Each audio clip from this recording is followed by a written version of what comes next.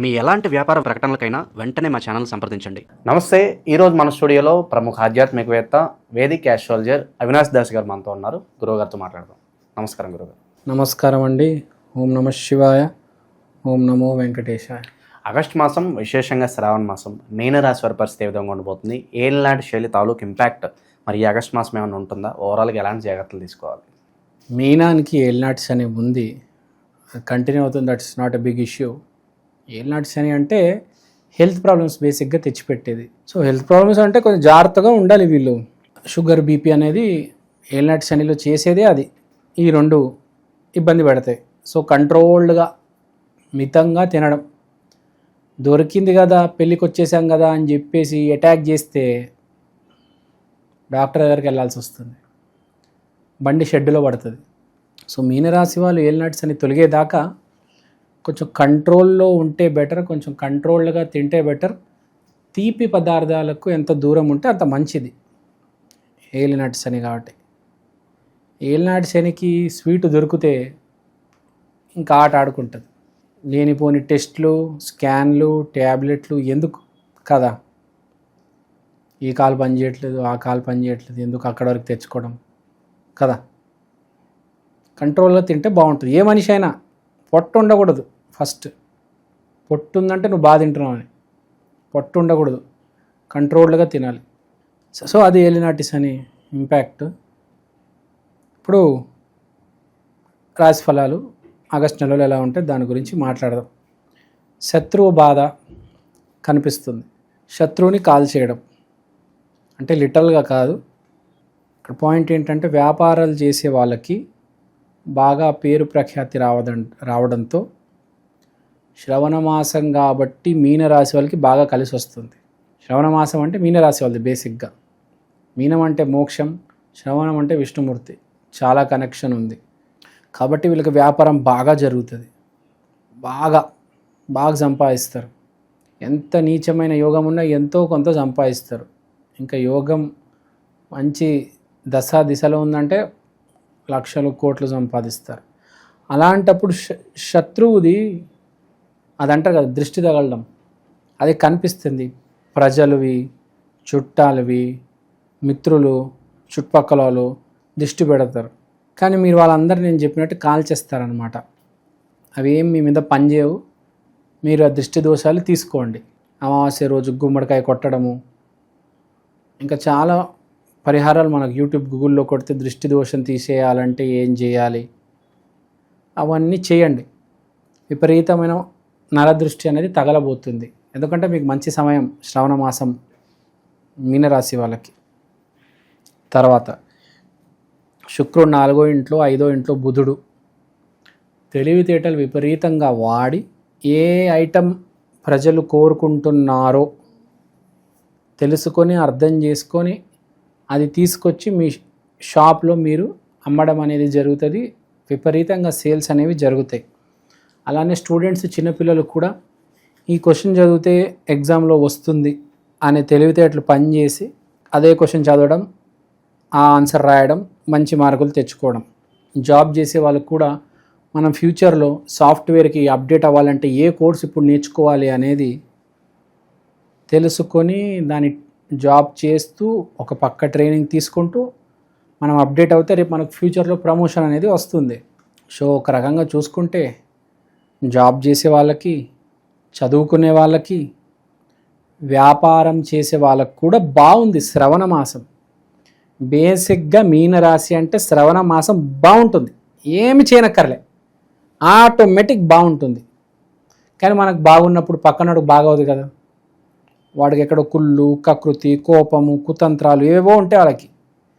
So అవన్నిటి నుంచి తప్పించుకోవాలంటే నరదృష్టి కంపల్సరీ నరదృష్టి అనేది ఉండాలి.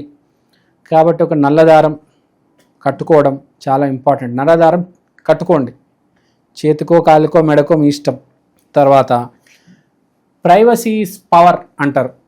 మీరు చేసే ప్రాఫిట్లు, మీకు వచ్చే శాలరీలు దయచేసి ఎవరికి చెప్పొద్దు. పాకెట్ లోపలే ఉండాలి. బయటికి తీసి ఇలా చూపించారా నాకు ఇంత వస్తుందని విపరీతమైన నరదృష్టి అనేది తగులుతుంది. ఎస్పెషల్గా ఈ నెల ప్రాఫిట్ ఎక్కువ వస్తుంది కాబట్టి ఎవరికి చెప్పొద్దు ప్రాఫిట్స్ లావాదేవీలు ఇవన్నీ. నేను ఆఫీస్లో కొత్త కోర్స్ నేర్చుకుంటున్నాను, నేను ఇంటికి వచ్చాక చదువుకుంటున్నాను, ఇవేమి చెప్పమాకండి, దృష్టి తగులుతుంది అనవసరంగా. తర్వాత శుక్రుడు గురువు 4వ ఇంట్లో ఉన్నాడంటే సద్బుద్ధి అనేది వస్తుంది. దైవ కటాక్షం మెయిన్గా గురువు 4వ ఇంట్లో ఉండడం దైవ కటాక్షం, దేవుడు మీతో ఉన్నాడు అని. దేవుడు మీతో ఉన్నాడు కాబట్టే కదా ఇక్కడ వ్యాపారాలు నడుస్తున్నాయి, ఉద్యోగాల్లో ప్రమోషన్లు వస్తున్నాయి, ఎగ్జామ్లో మార్కులు వస్తున్నాయి. మంచి పీరియడ్ మీనరాశి వాళ్ళకి ఈసారి. కానీ ఎవరికి చెప్పొద్దు, ఆ దృష్టి దోషమే ఒకటే కనిపిస్తుంది, ఏడుపు ఏడుపు ఏడుపు అని కనిపిస్తుంది. జనాలు అందరు తెగేడుస్తారు. ఇప్పుడు అంతే, ఫస్ట్ ర్యాంక్ వస్తే ఏడవరా, వ్యాపారం బాగా నడుస్తే ఏడుస్తారు కదా. సో అది అన్నిట్లో సక్సెస్ కనిపిస్తుంది. ఇంట్లో భార్యతో మంచి మూమెంట్స్ గడుపుతారు, గురువుతో వర్క్ ప్లేస్లో మంచి మూమెంట్స్ ఉంటాయి, రెస్పెక్ట్ ఉంటుంది గురువు పట్ల, విపరీతమైన గురువు అంటే దైవం, అన్నీ కనిపిస్తున్నాయి. మీ నాన్నగారు చెప్పింది వింటారు, గురువులకి గౌరవం ఇస్తారు, అందుకని ఇవన్నీ సక్సెస్ అంతా అదే కనిపిస్తుంది. నాన్నగారితో గురువుతో మాటలు అంటే మంచి మాటలు షేర్ చేసుకోవడం, కృతజ్ఞత చెప్పడం, ఇవన్నీ ఉంటాయి. సో అన్నీ పాజిటివ్గా ఉన్నాయి. ఇవన్నిటికీ లింక్ ఏంటంటే శ్రవణ మాసం అంటేనే మీనరాశి. 12 రాసుల్లో శ్రవణ మాసంలో ఎవరికి బాగుంటుందంటే మీనరాశికి బాగుంటుంది. సేమ్ అవే మ్యాచ్ అవుతున్నాయి. సో మీరు చేసుకోవాల్సింది ఏంటంటే హెల్త్కి, కెరియర్కి, రిలేషన్కి, పెళ్ళికి కాదు, మీరు చేసుకోవాల్సిన పరిహారం నరదిష్టికి. మనం నరదిష్టికి మంచి ఒక పరిహారం చెప్దాం. నరదిష్టి కోసం మీరు ఏం చేస్తారంటే, ఇప్పుడు మనకు రకరకాల రెమెడీస్ ఉంటాయి, కానీ నేను చెప్పే రెమెడీ ఏంటంటే, మీరు శ్రవణ మాసం స్టార్ట్ అయింది కాబట్టి పౌర్ణమి రోజు, ఇప్పుడు అమావాస్య రోజు శ్రవణం స్టార్ట్ అయింది, శ్రవణ మాసం, మీరు పౌర్ణమి రోజు ఈ పరిహారం చేయాలి. ఈ పరిహారం అంటే ఏమీ లేదు, చాలా సింపుల్, అందరూ చేసేదే.